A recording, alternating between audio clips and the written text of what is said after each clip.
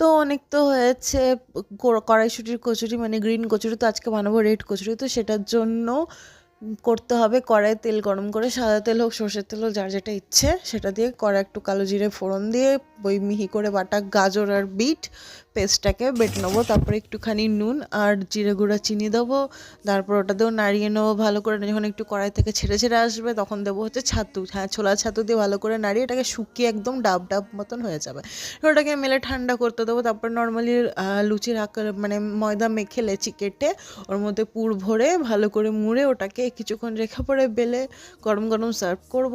বাকি আসছে রেসিপিগুলো, যেটা হচ্ছে গাজরের পায়েস, সাথে একটা আলুর দম, এটা দিয়ে খাওয়ার জন্য। তো স্টে টিউন। আর সবাইকে হ্যাপি নিউ ইয়ার। খুব ভালো থাকবেন, নতুন বছর খুব ভালো কাটাবেন। যদি ভিডিও ভালো লাগে লাইক করে দেবেন। টাটা।